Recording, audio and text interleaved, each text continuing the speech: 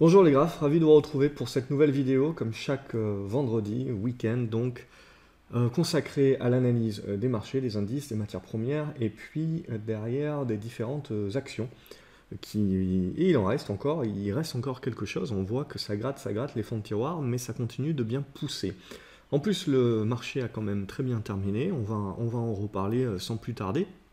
On regarde donc rapidement le CAC 40, et ben c'est pas du tout moche ce qui est en train de se passer.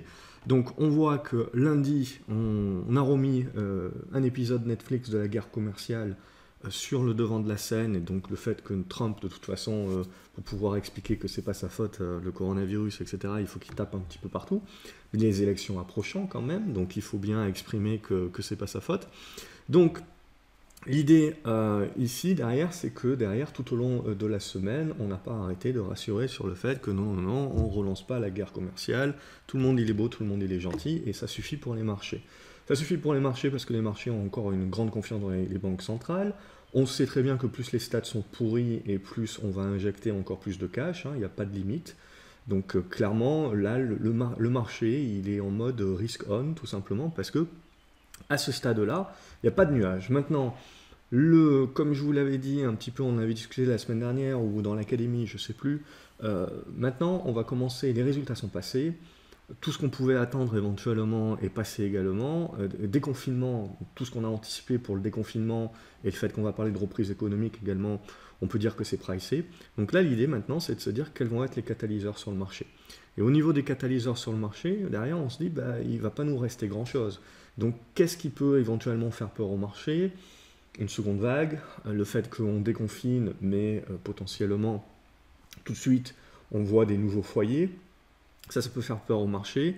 Et puis derrière, surtout pour moi, c'est le fait que les sociétés reprennent, mais ne reprennent pas aussi vite que ce que le marché a l'air d'avoir pricé. Pour le moment, on va dire qu'on voit le verre à moitié plein, et on verra quels seront les catalyseurs pour voir le verre à moitié vide. Ce qui est simple en bourse, c'est que ça sera concrètement les mêmes éléments que l'on connaît déjà aujourd'hui, mais le marché, à un moment donné, décidera de digérer les infos, décidera de s'y accrocher plus, parce qu'il manquera peut-être il manquera des éléments qui lui ont permis d'être catalysés jusqu'à maintenant. Donc évidemment, on attend.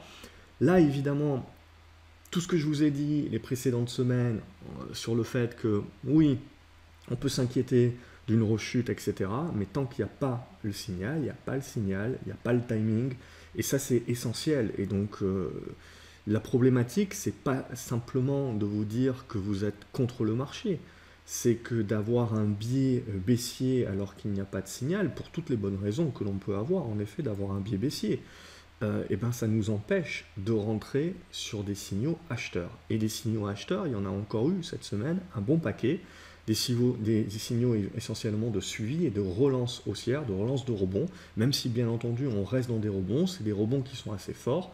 Après ça dépend bien entendu de votre profil et l'horizon de placement pour saisir ce genre de choses. Mais toujours est-il, voilà, il y avait encore beaucoup de choses à faire. Et c'est là où c'est important justement de ne pas se biaiser, à être convaincu que ça va baisser. Et vous finirez très certainement par avoir raison. Mais ça fait une semaine, 2 semaines, 3 semaines que l'on peut penser exactement à la même chose, et potentiellement la semaine prochaine également. Et pendant tout ce temps-là, et potentiellement, et émotionnellement parlant, ça vous bloque pour pouvoir prendre de nouvelles positions. Ou alors, dès que vous gagnez un peu, vous coupez les ailes à votre trade parce que vous avez peur que ça rechute à la moindre baisse justement du marché. Donc voilà, ça c'est important à comprendre justement, de pouvoir faire la part des choses et de pouvoir faire attention justement que l'avis que l'on a sur les marchés au sens général ne biaise pas justement les signaux et le suivi des signaux. C'est ça vraiment qui est important de réaliser, c'est parfois de s'accrocher au graphe, rien qu'au graphique, quand on est en mode trading, bien entendu. Alors maintenant, sur le CAC 40, on a finalement, ce qui a été très intéressant, l'indice qu'on a validé, l'oblique, dont on avait parlé la semaine dernière. Alors il y avait une autre oblique qu'on avait cassée, mais je vous avais dit, celle-ci, elle m'intéresse quand même pas mal. Et on est venu pile poil se reposer dessus. Ça a coïncidé également aussi avec un rebond du pétrole qui nous a bien aidé sur le rebond de lundi. Et du coup, derrière, aujourd'hui, ça a été justement, voilà, c'est toujours pareil, hein, on trouve toujours une explication pour rationnellement se dire voilà pourquoi on a monté, pourquoi on a baissé, etc. Nous, ce qui nous intéresse, c'est que graphiquement parlant, on avait un signe de dégradation lundi qui très rapidement, et c'est ça aussi qui était très intéressant, très rapidement a été annulé. Et derrière, on a fait une consolidation pendant 3 jours. Et aujourd'hui, on est revenu fermer le gap donc de lundi. Donc, je dirais la balle à nouveau au centre. Ce qui est intéressant, donc du coup, c'est qu'on a bien validé cette oblique haussière sur le CAC 40, qui est aux alentours des 4440 actuellement. Donc, au-dessus de ce support-là, on reste en mode rebond. Pour commencer à dégrader la tendance et en effet se dire prudence sur la suite, il faudra casser ça par le bas. À plus court terme, on peut parler des 4475 et des 4500 points. Donc ça sera un premier signal, si on retourne en dessous de ce niveau-là, de faiblesse et de faire attention à nouveau et donc de ne pas se surexposer. Et sur cassure des 4440, la confirmation. Alors attention, comme d'habitude, ça ne voudra pas dire que c'est le top départ pour la seconde jambe baissière. On n'en sait rien, ça voudra juste dire que le mouvement acheteur de rebond que nous connaissons maintenant depuis 2 mois arrive à son terme et qu'on va construire la suite, on neutralise, on temporise et on construit la suite. Et éventuellement, si on sort par le bas de cette neutralisation, qui peut se faire rapidement ou à contrario, qui peut se faire sur plusieurs semaines également, on peut zigzaguer encore pendant des semaines, c'est ça, quelque part, hein, toujours la réflexion de se dire qu'est-ce qui peut embêter le maximum de traders, hein, c'est pas finalement qu'on choisisse la hausse ou la baisse, mais finalement qu'on fasse pas grand-chose, hein, comme je vous l'ai dit déjà depuis plusieurs semaines. Donc là, l'idée, c'est la même. Je serais tenté de dire, au-dessus des 4475, 4500, on reste positif sur la capacité du marché de rebondir. Et derrière, il faut dépasser les 4550, 4560, 4580, les mêmes niveaux qu'on devait dépasser en anticipation des banques centrales, pour se réouvrir la voie de ces 4007 points éventuels. Donc voilà un petit peu où on en est. Évidemment, on notera la faiblesse des volumes, donc l'attentisme, ça a été, voilà, on a beau faire du rebond, on voit bien l'attentisme, on voit bien que ce que tout le monde est en train de se dire, ce qu'on est tous en train de se dire, c'est de se dire, voilà, on est très méfiant sur la suite, on ne voit pas comment ça pourrait perdurer, mais ça perdure pour autant. Donc il n'y a pas, les vendeurs auraient pu prendre la main le lundi, et ils ne l'ont pas fait, ils n'ont pas confirmé la séance, et donc tant qu'ils ne le font pas, tant qu'ils ne sont pas dans la capacité de casser des supports et de confirmer ces cassures de support, eh ben, ils ne réussiront pas à reprendre la main vis-à-vis des acheteurs, et donc petit à petit, les acheteurs, ils ont eu peur, et puis ils ont repris confiance. Et donc là, à nouveau, ils sont en confiance. Donc on est squeezé, congestionné, on le voit dans à peu près 200 points, hein, donc 4350 points à 4550, hein. Et donc du coup, on est en attente. Soit on casse par le haut, on se réouvre la voie haussière, soit on casse par le bas. Et là, on ira certainement retrouver la zone des 4300, 4270 points. Voilà, ça c'est pour le CAC 40. Donc vous l'avez compris, tant qu'on est là-dedans, ben on continue à jouer des rebonds. Si ça casse par le haut, on ouvrira potentiellement des positions plus moyen terme. Ça paraît très peu probable aujourd'hui, mais c'est quand même un scénario. Et si on casse par le bas, et ben on décharge. Au niveau du Nasdaq, eh ben regardez le Nasdaq, hein, la puissance du Nasdaq. Hein. Et donc si vous vous dites, ah ben on a déjà fait un beau rebond, c'est assez, ça va rebaisser ici, ici, ici, ici, et là vous vous dites, oh, on n'en peut plus, etc. Sauf que vous avez tellement été à contre-courant, vous avez tellement évité de prendre des positions, des signaux d'achat et de saisir ces signaux d'achat parce que vous aviez peur que ça se recasse la figure, que voilà, vous êtes passé à côté. Et de la même manière, c'est exactement la même chose, hein. Toutes les personnes qui étaient très négatives, surtout 2019, eh ben, elles sont passées à côté. Et c'est toujours la même chose. Alors, je préfère toujours rester avec un biais positif, et derrière, quand on a le signal de vente, voilà, dire, bon ben ok, très bien, là maintenant, on est en mode attente et on patiente. Alors oui, le Nasdaq est un gruyère, un gap ici, un gap là. Un autre gap ici qui a été quasiment fermé, mais il reste quelques points. Un autre gap encore en ce début de semaine. Donc voilà, tous ces gaps-là, ils n'ont pas forcément prétention à être refermés à plus ou moins court, long ou moyen terme. Mais ce sont des objectifs éventuels lorsque les vendeurs reprendront la main. Et pour l'instant, ils ne reprennent pas la main tant que l'on reste au-dessus de cette oblique ici. Donc vous voyez, ça peut ouvrir quand même la voie à du zigzag. C'est-à-dire que là aussi, sur le Nasdaq, on voit bien la faiblesse des volumes, on voit bien également qu'on est dans l'attentisme, on voit bien qu'on manque de jus, mais pour autant, il n'y a pas de vendeurs. Donc il n'y a pas de vendeur, on continue de monter. Et on continue de monter tout simplement parce que moi je pense que le marché, il veut aller chercher un objectif. Et tant qu'il ne l'aura pas, eh ben, il ne mettra pas en place sa dégradation. Donc il faut le laisser aller chercher ce qu'il a envie d'aller chercher. Potentiellement, il a atteint là, il veut travailler le gap du coronavirus. Est-ce qu'il va vouloir fermer la moitié? Est-ce qu'il va vouloir fermer la totalité? On n'en sait rien et on ne va pas jouer aux devinettes. Là, on sent bien déjà qu'on arrive sur un premier niveau, mais qu'on peut jouer encore, hein, on n'est pas à 1 ou 2% près. Le vrai signal de faiblesse, comme sur le CAC 40, ça sera ici, si on repasse sous les 9000 points, et a fortiori, vous le voyez, si vous cassez cette oblique ascendante ici, qui est plus ou moins sur les 8900 points, et donc on referme et on retravaille ce gap-là. Pour autant, la même chose que pour le CAC 40, ça ne veut pas dire qu'il faudra parler de fin du monde, cataclysme, ça y est, c'est parti, seconde jambe baissière, tout de suite. Non, on mettra juste un terme au mouvement haussier que nous avons connu depuis 2 mois, et on neutralisera et on temporisera, comme on en a déjà parlé dans beaucoup de vidéos, et on reparlera des supports 8006 et notamment 8003, 8004. Et là, seulement quand on aura construit ça et qu'on cassera ça par le bas, là on pourra se dire, on repart pour un tour. Pour l'instant, on voit que les marchés, ils sont acheteurs. Il y a du cash, il y a énormément de liquidités.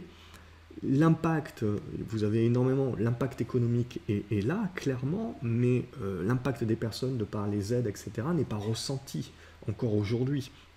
En tout cas, pas par la majorité des personnes et des business. Mais ça va arriver, bien entendu. Et ça, le marché, hein, clairement, on peut être tenté de se dire qu'il n'a pas pricé, ce qui est vrai, mais on peut être tenté de se dire que ce qu'il est en train de pricer, surtout, c'est qu'en gros, c'est du no limit, et donc il a confiance dans les banques centrales. Ce qui nous fait dire que la seconde jambe baissière n'arrivera que si les marchés commencent, non pas à réaliser, mais à constater la réalité que la reprise n'est pas aussi forte que prévu, que malgré tout le cash qu'on déverse, etc., potentiellement, ça ne sera pas suffisant. Et donc c'est ça, c'est enlever la conviction au marché que les banques centrales ont tout sous contrôle. Puisque là, depuis 2 mois, donc, les banques centrales ont validé qu'elles avaient tout sous contrôle. Donc on achète. À partir du moment où il y aura des éléments qui pourront faire croire au marché que même si les banques centrales continuent d'injecter énormément de cash, ça ne sert à rien et ça ne résout pas le problème, et ben c'est là où elles perdront confiance. Pour l'instant, nous n'y sommes pas. Donc graphiquement parlant, pour moi, le Nasdaq, voilà, il est en train de travailler un petit peu sa zone de gap, il faut le laisser faire. Il a envie de marquer un top, il faut le laisser marquer le top, et derrière, il consolidera. Et cette consolidation, à la moindre consolidation, dès que ça va baisser de 1 ou 2%, il y en a beaucoup qui vont paniquer, qui vont dire, ça y est, c'est la fin du monde, c'est la seconde jambe baissière, etc. De la même manière qu'ils l'ont fait ici, qu'ils l'ont fait ici, qu'ils l'ont fait ici. Donc, ce qu'il faut bien se dire, c'est que vous devez, une consolidation, une correction doit toujours être validée. Et donc là, pour moi, voilà, tant qu'on ne cassera pas ces 2 niveaux-là par le bas, on ne pourra pas parler de correction, on pourra parler de consolidation à un moment donné, ce qui sera sain, mais on ne pourra pas parler de correction. Et je dirais même que le jour où on revient à 8300 points, pour moi, ça sera une correction. On ne parlera pas encore de seconde jambe baissière, et c'est quelque chose que je considérerais comme très sain. Après, il faudra voir comment on construit, on aura l'occasion d'en reparler, mais à ce stade-là, voilà un petit peu où on en est. Donc, il ne faut pas mettre la charrue avant les bœufs, et il faut constater des choses au fur et à mesure, et laisser le marché digérer et prendre le temps de la décision. Et du coup, maintenant, on passe au Brent. Donc, le Brent nous a bien aidé en ce début de semaine, ici, là, avec cette poussée au-dessus de la moyenne mobile 20, moyenne mobile 20 qui va s'aplatir et qui va venir se jumeler, on voit, à cette zone de support, 26,80 $ et des poussières. Donc ça, c'est le niveau de support qu'il faut tenir. Alors, on peut venir consolider, travailler, et le jour où on casse par le bas, eh ben, ça n'aidera pas les marchés, et potentiellement, ça validera le fait qu'on va consolider également sur les marchés. Mais à ce stade-là, ce qui risque surtout d'arriver là, c'est la congestion. Donc on voit entre cette oblique ici et cette autre oblique ici, alors on peut tracer, pas forcément une oblique, mais on peut tracer également donc plutôt le support horizontal. Et donc l'idée là, c'est que c'est une neutralisation qui se met en place sur le pétrole. Alors oui, à court terme, baisse des stocks, etc. Il y a tout un tas de choses qui font que le pétrole remonte, on anticipe le déconfinement, donc la remontée de la consommation. Bien entendu, ça va être au prorata, bien entendu, ça va se faire pas du jour au lendemain, petit à petit, et bien entendu, pour l'instant, il n'y a pas réellement de baisse de production effective, et donc il y a des discussions, etc. Ça suffit au marché, mais pour l'instant, il n'y a rien de concret, et donc on continue à avoir un problème de stockage du pétrole, et donc une surproduction par rapport à la demande, même si on peut estimer que la demande remonte. Donc il y a un conflit. Et c'est pareil sur les marchés, il y a un conflit finalement entre le verre à moitié plein de court terme, quelque part, où on peut être en mode espoir, et les problématiques réelles qui vont rester moyen terme. Et donc là, l'idée, c'est de se dire à quel moment le marché va justement basculer. Et donc c'est pareil sur les indices, et donc c'est exactement pareil sur le Brent ici. Donc pour moi, là, c'est une neutralisation. Si on casse par le haut, clairement, on valide que le marché veut pricer, qu'il y a vraiment une reprise qui se fait forte. A contrario, on casse par le bas et on retombe dans le scénario plutôt moyen terme qui est de dire on va le faire au fur et à mesure, ça ne va pas se faire du jour au lendemain et on va plutôt commencer à pricer maintenant que voilà, l'impact va être dur, mais on va vers de la reprise, mais la reprise ne sera pas aussi forte que ce que l'on pense en mode V, etc. Donc on verra. À ce stade-là, le pétrole là, va être un bon indicateur pour nous. S'il casse par le haut, clairement, on ne sait pas comment aujourd'hui, mais il y aura encore de la marge à la hausse. S'il casse par le bas, à contrario, ça sera un pré-signal justement à la consolidation. Même chose sur le cuivre. Le cuivre, on voit, très positif. Alors, il reste dans une tendance de fond baissière, bien entendu, mais à court terme, on voit qu'on a bien marqué un bon rebond. Ce rebond, regardez, il est en train d'arriver sur une résistance oblique. L'ancien support oblique qui, lors de la cassure, avait créé la chute de début de mars avec l'effet panique. Donc du coup, on se doute bien que cette zone-là, elle va résister, mais ce qu'il ne faut pas, c'est anticiper que parce que ça va résister, tout de suite on va retomber comme un château de cartes. Potentiellement, on va retomber, consolider et construire une zone de neutralisation là aussi. Là aussi, je ne peux pas jouer aux devinettes, on attendra que le marché nous confirme. Ce que le marché nous confirme, lui, c'est qu'il il a joué une partie du rebond, le côté espoir, avec la Chine également, l'exemple chinois, et maintenant, ce qu'il va falloir voir, c'est la seconde étape, c'est l'étape justement de digestion. Et donc c'est l'étape où on a des traders et des investisseurs qui pensent et qui se projettent d'abord tout de suite sur 2021 et qui disent 2020 c'est une année blanche et donc on se projette tout de suite sur 2021 et on sera déjà revenu à des niveaux comme en 2019, etc. Donc je price déjà ça et j'achète déjà par rapport à ça.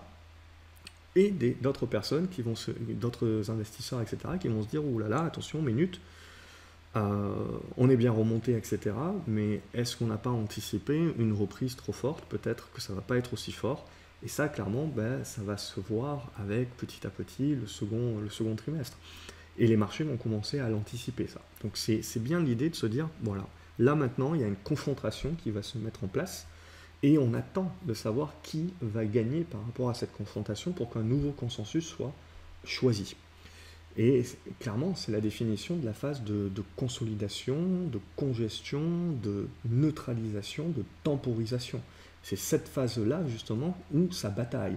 Et les forces sont à peu près équivalentes, jusqu'à ce que ça casse par le haut, ça casse par le bas, et que donc un consensus se dessine et on relance une tendance. Donc sur le cuivre, la zone de support dans cette zone à 2,28, 2,30 et la zone de résistance à observer à 2,44, 2,47. Pour l'instant, voilà, on voit que sur le cuivre et sur le pétrole, c'est pas non plus l'euphorie, c'est du rebond technique, du style on a évité le pire et maintenant on se projette et on est en mode attente, attentisme pour se dire bon on patiente maintenant d'avoir un peu plus de stats pour savoir un petit peu, voilà, on sait que ça va être mauvais, on sait que ça va être moche au deuxième trimestre. On sait que ça va être très moche, mais du coup maintenant l'idée c'est ok, et derrière, quelle va être la force de la reprise? Est-ce que c'est juste un second trimestre ou est-ce que troisième, quatrième, ça va être mou également? C'est ça qu'on va se poser la question et que le marché va devoir décider. Ensuite, qu'est-ce que je peux vous montrer d'autre? Je vous avais montré le gaz naturel, ça a pas mal poussé depuis la semaine dernière, donc ça bouge plutôt pas mal sur le gaz naturel. Sur l'or, ça fait pas grand chose sur l'or, ça continue de congestionner dans la figure. Donc il faudra casser, vous le voyez ici, les 1740$ pour aller chercher 1800, 1850.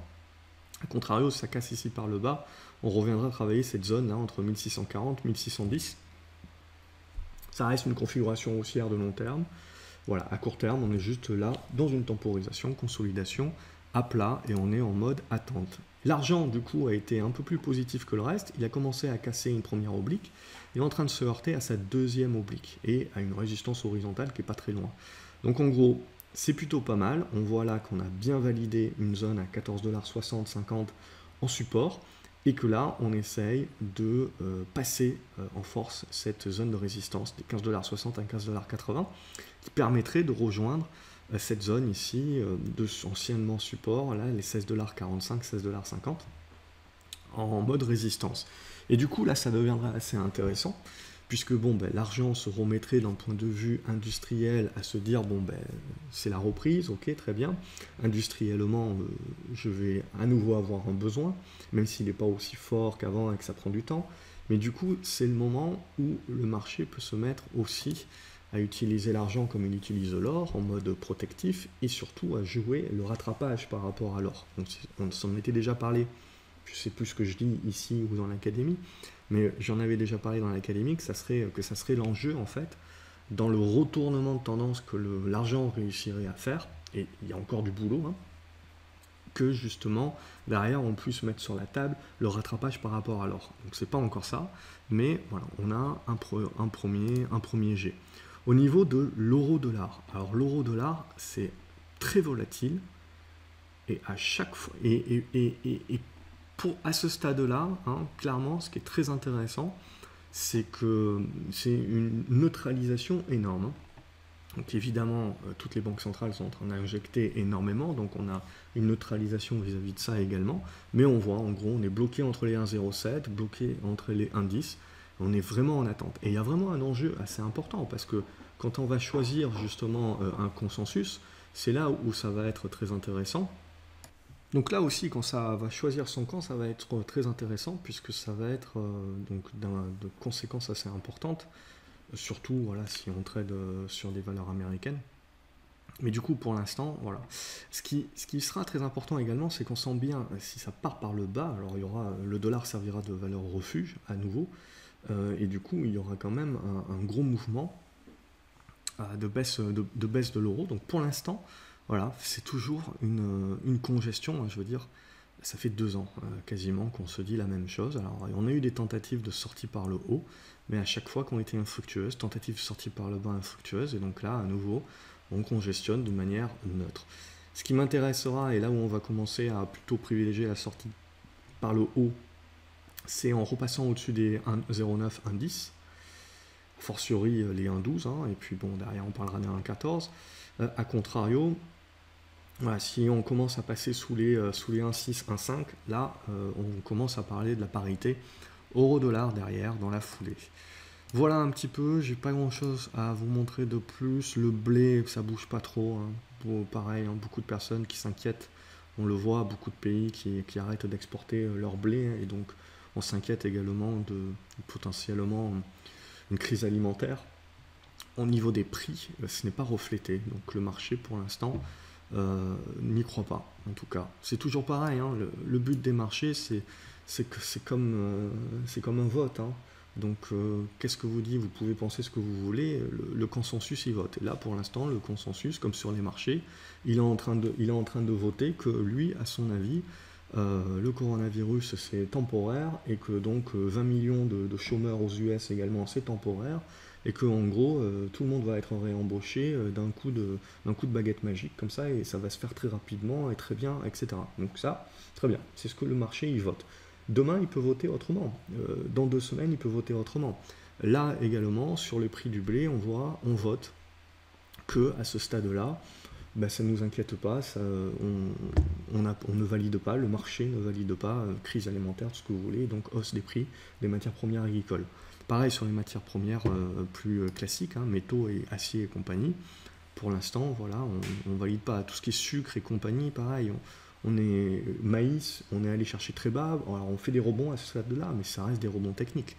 Donc on n'a pas non plus des renversements de tendance qui pourraient nous faire croire, attention, inflation sur les matières premières agricoles, et donc danger, puisque ça évidemment les gouvernements ils n'aiment pas. puisque la population directement est impactée en premier lieu, et quand vous avez un nombre d'élections assez important là, dans les mois et années à venir, clairement il est clair et certain que les gouvernements et les banques centrales continueront à faire du no limit, hein, pour éviter bien entendu que ça devienne une crise politique derrière. Donc voilà un petit peu où on en est. On va passer directement aux actions.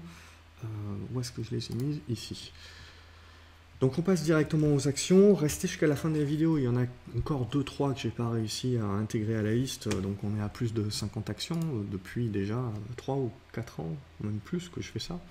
Voilà, par semaine. Donc l'idée, on va aller vite sur les titres où c'est plus du suivi qu'autre chose, hein. Donc hop, voilà, là c'est du 2 CRSI. Donc on a atteint premier niveau d'objectif sur les 3,30 €. Et on est en train de consolider, on reste positif tant qu'on est au-dessus des 2,80 €. Et on la laisse construire. Éventuellement, on reviendra ici, on reconstruira autre chose derrière. Voilà, là, c'est un bon premier niveau. Regardez les volumes, hein, il y a du monde. Je veux dire, je l'avais dit déjà la semaine dernière, etc. J'avais dit, ok, on peut être pessimiste sur les indices, mais quand je regarde les configurations graphiques, c'est propre, ça sort par le haut, il y a des volumes, il y a du monde à l'achat, etc. Donc voilà, même si en effet, c'est pas des configurations moins de risque, hein, c'est des configurations de rebonds techniques, des rebonds un peu plus en mode opportunité, etc., comme de CRSI, des rebonds de retournement. Mais c'est quand même des très belles configurations qui font que, voilà, c'est ça aussi qui est important, ne pas se faire prendre par les indices, qui ne sont qu'une moyenne pondérée, hein, et on le voit surtout sur les indices américains, où finalement c'est une moyenne pondérée sur les GAFAM. Mais derrière, voilà, ne pas se faire leurrer par les indices, et du coup d'avoir peur de la hauteur des indices, et du coup voilà, de laisser tomber quelques valeurs justement qui sont moins pondérées dans les indices, ou pas du tout dans les indices pour les plus petites d'entre elles, et du coup de louper des signaux d'achat, éventuellement de retournement, parce qu'on a peur que les indices soient trop hauts, etc. C'est normal, c'est humain, hein, bien entendu, mais c'est là justement où il faut se forcer, et ça fait partie justement de la capacité, de la discipline, avec de la patience, et également voilà, de ne pas jouer aux devinettes, de ne pas... on a le droit d'avoir des convictions, hein, mais derrière, quand on a les signaux qui sont déclenchés, on suit nos plans, on suit les signaux. Et ça va au-delà de simplement les convictions. Les convictions, hein, c'est à la clôture de la bourse, le week-end si vous voulez. On travaille les convictions, c'est ce que je vous prépare également et je vous présente dans les vidéos que je fais en général le mercredi. Mais derrière, pendant la séance, c'est les plans, et rien que les plans. Donc ça, c'était pour 2 CRSI. Au niveau de Airbus, ça continue de construire tranquillement, hein. Donc pas grand-chose de plus à se dire sur Airbus, hein. On va plutôt voilà, le pousser un petit peu comme ceci. Donc c'est plutôt une congestion neutre. On est revenu là au-dessus d'une zone à 52, 55 €, c'est une bonne zone de soutien. Tant qu'on va être au-dessus, on va rester positif. Et derrière, il faudra mettre un coup de rein. Alors, il n'y a pas beaucoup de volume, hein, bien entendu. On voit qu'on se regarde un petit peu, hein. On se regarde un petit peu dans les yeux, et c'est un petit peu à celui qui tire le premier, et on suit, quoi, hein. Mais voilà un petit peu pour l'idée. Donc là, si on continue de suivre le mouvement, il faudra breaker 58, 59, et puis surtout les 62. A contrario, si on revient sous les 52, méfiance, et a fortiori hein, sous les 51, on partirait à nouveau vers le bas. Qui plus est, si vous cassez par le bas avec une hausse des volumes, hein, ça validera en effet que c'est pas bon. Au Plata Mining, ça c'est beaucoup plus spéculatif. Il y a encore eu des beaux volumes aujourd'hui notamment. Et cette semaine, voilà, avec lundi, on était revenu chercher le support. Paf, on relance ici, on va chercher la résistance. Et du coup, cette zone des 29-30 centimes d'euros, hein, est toujours ouverte en tant qu'objectif, et en mode retournement pour Au Plata. Biocartis, c'est si jamais on veut jouer une relance éventuelle haussière, c'est sur cassure des 5,10 €, ce qui permettrait de certainement revenir chercher les 5,80 €, voire plus si affinité. Si ça casse par le bas, on n'omet pas que ça peut faire des mèches, hein, c'est des petits titres, ça peut faire des mèches, etc. Mais on ne remet pas en cause le retournement qu'il y a en place avec les volumes énormes qu'il y a eu sur le déclenchement, tant que vous voyez, on ne repasse pas sous les 4,31 €. Donc il faut faire en fonction de nos plans et de notre horizon de placement, mais il y a des choses intéressantes. Bon duel également. Il y a un retournement qui est en train de se mettre en place. On le voit au-dessus des 20 €, on va rester positif. Donc petit à petit, le retournement se met en place. Il faudra essayer de sortir par le haut. Katana, je voulais vous la présenter sans que la cassure ait lieu, bien entendu, mais voilà, le marché en a décidé autrement, et donc aujourd'hui a cassé. Donc on avait une belle oblique ici, une belle congestion, et puis donc d'ores et déjà hier on s'était mis en embuscade, et aujourd'hui on a confirmé avec des gros volumes sur les 2 dernières heures de séance, et donc on a tout cassé, on a tout poussé, donc éventuellement il y aura un pullback qui sera fait la semaine prochaine sur les 2,10 €, 2 euros qui deviennent dorénavant support, dans cette tentative maintenant d'essayer de jouer un retournement un petit peu plus fort sur la valeur. Bon, on peut viser, bon, j'ai un premier niveau à 2,41 €, mais éventuellement 2,50 € qui sont d'autres objectifs éventuels. CGG, congestion également qui se met en place, ça casse par le bas, on dira caduc, et le Brent tellement cassera par le bas aussi, donc les indices également consolideront. A contrario, si le Brent décide de casser par le haut, bien entendu, vous le voyez, ça ressemble beaucoup à ce que je vais vous montrer sur le Brent, hein, congestion. Donc on est neutre au milieu. Donc on attend, soit on casse par le haut avec du volume, etc. Il faudra se méfier éventuellement, si on se met à casser par le haut, mais pas avec des volumes assez forts, il faudra se méfier, voilà, du piège éventuel. A contrario, voilà, pour l'instant, on est en conso, donc ça peut partir dans n'importe quel côté, on est vraiment en attente, congestion sur les valeurs pétrolières, hein. Chargeur, donc je sais qu'il y en a pas mal qui suivent chargeur, donc il y a deux choses pour moi chargeur, voilà, on peut identifier, c'est pour parler d'une relance haussière, enfin d'une nouvelle tentative, d'une poussée avec ces 18,70 € en objectif, il faudra casser ces 17,60 €. Tant que vous ne les cassez pas, bon, ben, on gigote un petit peu, on construit. A contrario, faites attention, si on repasse sous les 16,50 €, hein, on peut revenir plus rapidement sur les 15,30 € et des poussières, et ça peut demander un peu plus de temps avant de nous construire autre chose. Claranova, c'est parti aussi, donc lundi, on est venu chercher la zone de soutien là sur les 4,70 €, et derrière, on n'a pas arrêté de pousser jusqu'à même pulvériser cette résistance oblique ici, donc les 5,60 €, ce qui nous permet d'arriver sur la prochaine zone de résistance, donc hop, ici, et éventuellement, on verra si le marché est gourmand au point de revenir travailler jusqu'à cette zone de gap. On verra, ça dépendra aussi des marchés. En tout cas, le titre peut consolider, et dorénavant, les 5,60 € deviennent une zone de soutien. Au niveau de Crédit Agricole, hein, je vous avais répété que si on veut croire au rebond des indices, il faudra que les banques fassent partie de la fête. Et donc les banques n'ont pas fêté non plus, mais on voit résistent plutôt bien, ont tenu les supports, donc sur les 6,70 € pour Crédit Agricole, et se remettent comme sur les indices en embuscade pour essayer de casser par le haut les 7,40 € et essayer de revenir sur les niveaux qui avaient été atteints pré-banque centrale justement.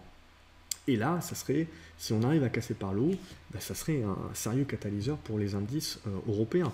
Et c'est là aussi où c'est très important de ne pas nécessairement avoir complètement peur de ce que vont faire les marchés américains, parce que potentiellement les marchés américains peuvent se mettre à moins monter, voire à consolider, alors que nous, on peut continuer notre ascension. Pourquoi? Parce qu'on a une forte pondération aussi en valeurs bancaires, et que donc les valeurs bancaires peuvent tirer les indices européens, et surtout l'indice français, à quelque part battre les indices européens, même si bien entendu depuis plusieurs années on est mal habitué et à croire justement, à penser que le marché américain est directeur, ce qui est toujours le cas.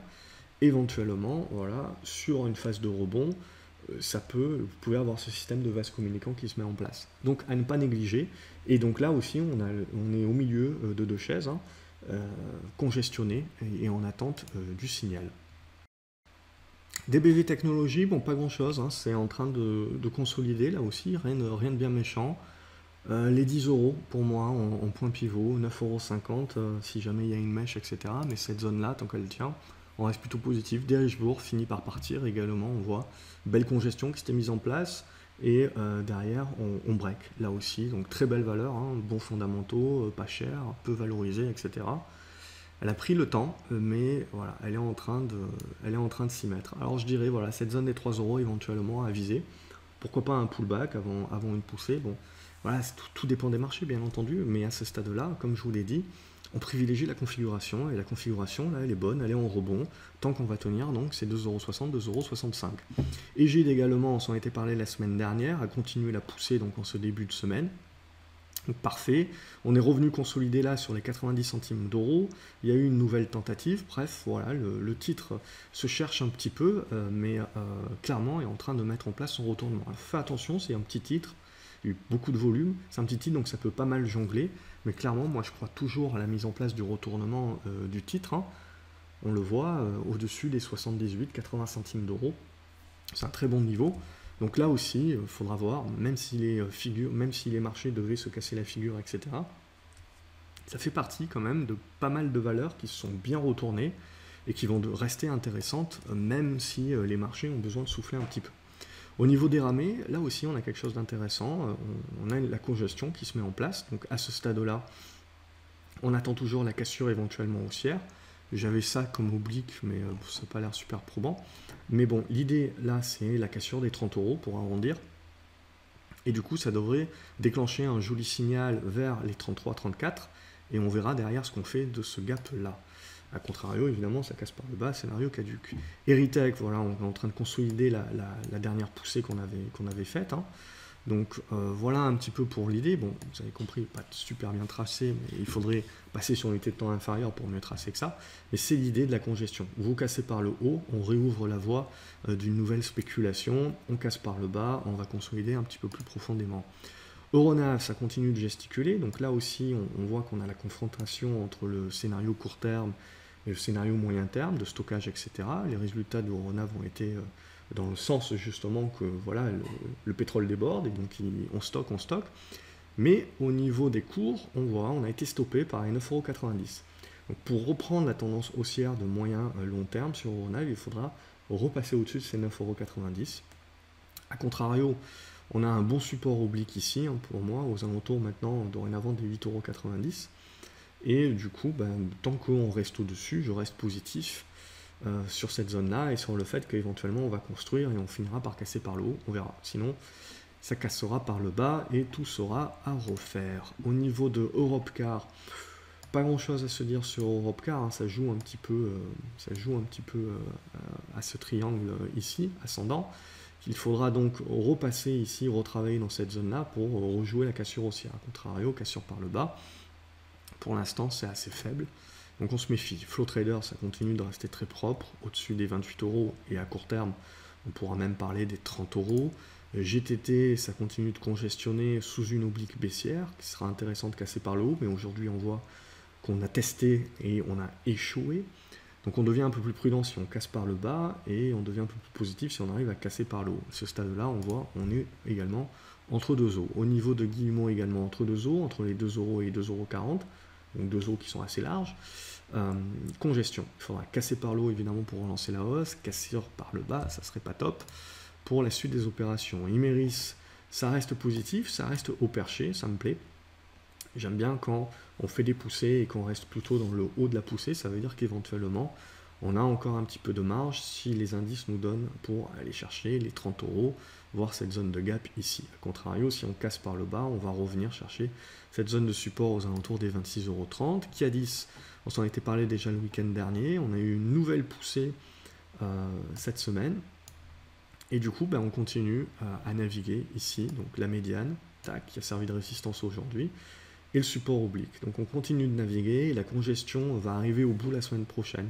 Donc soit on arrive, voilà, sur fond de news ou que sais-je, à vraiment pousser avec vraiment une grosse hausse des volumes et à casser ces 2,40 € et on fait une grosse PQ, soit on recasse par le bas et on retombe un petit peu dans de la léthargie. Au niveau de Corian, ça construit toujours bien, Corian, donc on reste au contact, il faudra dépasser cette zone ici, confirmer la cassure ici des 31,70 pour relancer un rebond un petit peu plus moyen terme avec cette zone de gap ici en ligne de mire. A contrario, si on repasse sous les 28,70 €, c'est moins bon. Lexibook, plus petit titre, il faudra réussir à casser, on le voit ici par le haut. Alors on commence à avoir un petit peu des volumes entre la semaine dernière et cette semaine. Et pour l'instant, on est dans de bonnes dispositions, mais on ne casse pas. À observer. Au niveau de LVMH, là aussi on construit en triangle ascendant. Donc évidemment c'est une grosse pondération. Le luxe c'est une grosse pondération également du CAC 40, donc avec les banques. Et donc ce qu'on va observer bien entendu, c'est la capacité éventuellement d'aller chercher les 360 €, ce qui peut laisser encore, on voit, une marge de progression au CAC. Mais derrière, le quid, et la perspective de pouvoir casser et aller chercher 380. A contrario, si on casse ici par le bas, eh ben, on saura quoi faire également sur les indices, hein, il faudra être beaucoup plus méfiant. Au niveau de l'isogène, on a tenté la cassure haussière aujourd'hui, on n'a pas réussi, donc partie remise. A contrario, sous les 3,80 €, 3,60 €, on deviendra un peu plus prudent sur la suite. Micropole, on en avait parlé la semaine dernière, on est allé chercher la zone de résistance et d'objectif, peu ou prou, hein, donc on voit cette zone des 1,15. Donc on continue de rester très positif là-dessus, au-dessus des 1,04 dorénavant. Nicox, toujours pareil, congestion, donc support aux alentours des 3,80 €, voire à plus moyen terme 3,60 €, et résistance à passer, les 4,10 €, 4,15 €, hein, qui permettrait d'ouvrir la voie aux 4,40 €. Au niveau de Orange, ça congestionne aussi. Tant qu'on ne casse pas les 11,20 €, 11,30 €, c'est moins. Méfiance, si on passe sous les 10,60 €, là aussi, ça sera une action supplémentaire qui viendra un petit peu fragiliser le CAC 40. Au niveau de Peugeot, là, ça reste plutôt propre également. Méfiance si on repasse sous les 12,40 €, 12,50 €. A contrario, si on arrive à passer cet oblique ici, là, les 13,90 €, c'est banco. Donc on le voit, encore une figure de congestion. De toute façon, on est sur les valeurs du CAC 40, on est peu ou prou dans à peu près les mêmes configurations. Donc on voit aussi l'automobile a son mot à dire. Ça sera très intéressant. Et en tout cas, aujourd'hui, voilà, toute cette semaine également, on a validé quand même, alors dans des faibles volumes, hein, attention, mais on a quand même validé une certaine force. Ce qui ne veut pas dire qu'on ne peut pas tout dégommer derrière en cassant les supports. Mais bon, on notera que cette semaine, ça a été très attentiste. On le voit par la faiblesse des volumes, mais tout de même, on est repassé au-dessus de niveaux de résistance assez intéressantes qui nous permettent de rester encore positif. Mais on voit bien qu'avec la faiblesse de volume, tout peut changer très rapidement. Farnext, il y a une petite spécu cette fin de semaine, justement, un petit peu de volume. On reste globalement en mode spéculatif tant qu'on tient cette zone des 3,80 €. En dessous, on sera un peu plus sceptique. Et là, du coup, il faudra valider lundi le passage ici de ces 4,20 €, 4,25 € pour ouvrir la voie à une nouvelle spécu éventuelle. Alors en premier lieu 4,50 € et puis après 4,90 €. Où j'ai une belle oblique descendante qui date d'un petit moment, donc ça sera très intéressant de voir comment on réagit sur cette zone-là. En attendant, ben, il faudra voir, pour l'instant c'est un rebond qui demande à avoir confirmation. Poxel également, il y a eu une très belle poussée depuis hier, donc on avait fait un bon retour, une bonne consolidation ici, puis derrière on a validé la poussée hier, avec derrière aujourd'hui la cassure des 7,90 €. On a allé refermer ce gap-là, on est allé au-delà de mon objectif, hein. J'avais un objectif à 8,70 €, donc on est allé au-delà, on est allé chercher jusqu'au 9,20 €, mais on n'a pas su les tenir en clôture. Les volumes sont quand même bons, ce qui veut dire qu'on continuera de surveiller la semaine prochaine, puisqu'on va continuer au-dessus des 7,90 €, 8 €, de continuer de jouer le retournement spéculatif là-dessus. Prodways, il y aura éventuellement un rebond hein, sur dépassement des 1,90 €, alors il n'y a pas beaucoup de volume là-dessus, c'est ça qui est dommage. Donc éventuellement, pas être super gourmand là-dessus, c'est pas une biotech non plus. Mais l'idée, bien que dès que vous mettez Covid dans votre communiqué, c'est comme si, hein. Mais du coup, voilà, j'arrive pas à tracer droit, mais du coup, voilà, pour celles et ceux qui sont dessus ou qui voudraient être dessus éventuellement, la cassure ici de ces 1,95 € permettrait très certainement, je pense, de revenir dans la zone des 2,05 €, 2,10 € en premier lieu et voir derrière comment on construit la suite. Quantum Genomics, pareil, hein, donc on a eu la semaine dernière une très belle poussée et puis une consolidation congestion cette semaine. Hop, on a une belle zone ici sur la zone des 3 €, 3,15 €, une zone de soutien. Donc tant qu'on est au-dessus, on reste positif sur la construction, qui est peu ou prou la même que celle-ci, ce qui ne veut pas dire que ça aura la même conséquence. Mais en gros, voilà, le gros morceau à passer, c'est ces 3,60 €. 3,60 €, 4 €, 4,20 €. Vous cassez ça, et on a un retournement global moyen terme sur Quantum Genomics. À ce stade-là, voilà, on va continuer de se chercher entre ces 3 € et 3,60 €. Reworld Media, il n'y a pas beaucoup de volume, c'est un petit peu dommage. Alors ça, c'était du hors marché, il y a dû avoir une application, il faudra surveiller un petit peu ce que l'AMF nous rapporte, s'il y a des passements de seuil ou si c'est un PDG, etc., qui en achète ou qui en vend, on verra. Enfin, l'idée, c'est qu'on est en congestion. Ce qui serait bien, évidemment, c'est de dépasser les 2 €. Ça nous permettrait d'aller chercher 2,15 € jusqu'à 2,30 € éventuellement en mode rebond là-dessus aussi. Ruby, même problématique que Euronav, sauf que là, on a bien cassé par le haut, on est bien en train de marquer éventuellement une tentative de retournement sur Ruby. Sanofi, ça reste égal à elle-même, très positif. Alors on consolide un petit peu, mais c'est normal, hein, on vient des 70 €, hein, quasiment en ligne droite. Donc si on venait à consolider, moi je reste encore positif au-dessus des 87 à 85 €, même 83. Pas de mal à ça, elle a le droit de souffler un petit peu. SES, on a tenu le support, donc lundi, et aujourd'hui, avec la faveur des résultats, hein, on rassure un petit peu le marché, et donc on revient au-dessus des 5,90 €. Donc on reste positif au-dessus de ces 5,90 €, 6 €, et sur la construction à venir, il faudra réussir à déborder les 6,50 €. Showroom privé, donc les résultats sont pas bons, mais en même temps on commence à être habitué. Donc là aussi on peut nettoyer un petit peu le graphique. Il y a une augmentation de capital à 15 centimes d'euros. Carrefour n'est pas intéressé, mais ça on le savait déjà. Donc du coup, voilà, le seul truc qui peut me faire dire, on a quand même une belle englobante qui est en train de se mettre en place. On a quand même graphiquement des choses qui se mettent en place. Alors il ne faut pas avoir le vertige, hein, c'est-à-dire que c'est très volatile, donc il faut pouvoir l'intégrer. Mais les choses qui se mettent en place font que le marché est peut-être en train d'essayer de jouer le fait que Carrefour va devoir sortir. Et qu'on se doute bien que, vu le prix qu'ils ont payé, ils vont quand même essayer de sortir à plus de 1 €. Donc pourquoi pas, le marché est en train de spéculer là-dessus. En tout cas, à ce stade-là, c'est assez large comme titre, hein, entre 75 et 1,20 €. Il peut s'en passer des choses, mais c'est la construction éventuellement qui peut se mettre en place. SMCP, donc pas mal de valeurs commerciales, Unibail et compagnie. On voit des confinements, donc on commence à jouer les déconfinements, donc là, pam, ça break également par le haut. Les volumes sont pas là, donc il faut s'en méfier. C'est ça, la prudence à avoir, c'est qu'on a eu pas mal de cassures sur ces valeurs-là, mais bon, pas de volume, donc il faut rester méfiant quand même.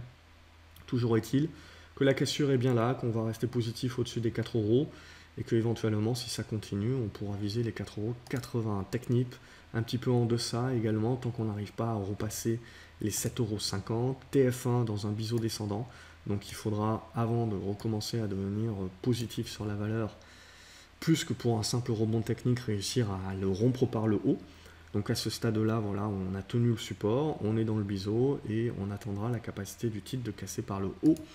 Au niveau de Teradiag, donc c'est spéculatif, etc. Donc si ça doit intéresser pour jouer le rebond spécu, je dirais entre cette zone-là des 2,70 €, 2,60 €, hein, il y a de la marge, 2,50 €, à peu près tous les 10 centimes, là, on va avoir des supports. Donc c'est très volatile, bien entendu, mais c'est pour celles et ceux qui veulent jouer le second effet qui se coule, la deuxième poussée, avec, je dirais, cette zone-là des 3,50 € à 3,60 €, à 3,80 € en objectif. Bon, allez, 3 €. Ouais, 3,50 €, ça me paraît déjà pas mal, hein, en objectif éventuel. Total, ça construit plutôt bien aussi, Total, à voir. À voir. Au-dessus des 32 €, on a de quoi rester plutôt positif. 32, 31,70, c'est des poussières. Et il faudra réussir à casser par le haut. Ubisoft, elle, a cassé par le haut, donc on va rester positif au-dessus des 70 €.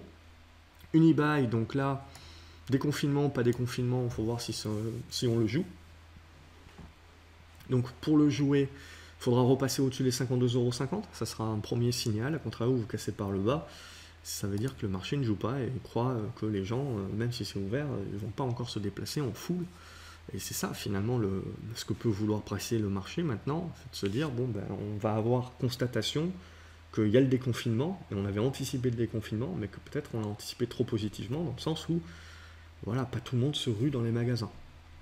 Verimatrix, ça reste positif, hein, rien à dire, le retournement est en train de se matérialiser. On va commencer à taper un petit peu dans le dur, là, dans cette zone des 1,80 à 1,85. Les supports 1,55 et 1,65. Et puis éventuellement, ça devra construire. Il y a beaucoup de valeurs, voilà, on voit bien après les rebonds qu'éventuellement ça va rebaisser, mais en restant au-dessus des supports et en les tenant, et du coup ça va nous créer les constructions.